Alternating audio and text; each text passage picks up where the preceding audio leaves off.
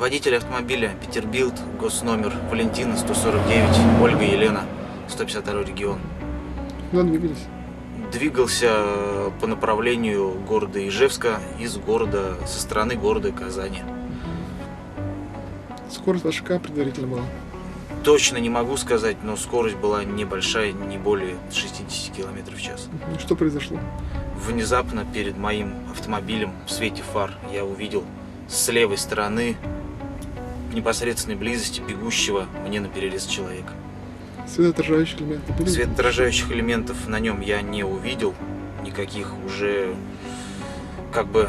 я уже увидел, то есть само тело человека, который бежит, то есть на перерез, светоотражающих элементов не было, то есть ничего такого, чем бы он мог там себя обозначить, тоже на нем не было, ни фонариков никаких, ничего. Произошел удар, я даже не успел применить что-либо, никакого маневра, не тормозить, то есть я даже не попытался начать торможение, потому что я просто не успел.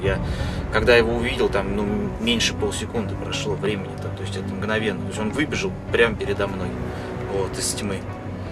Фары были включены, но сделать я ничего не успел.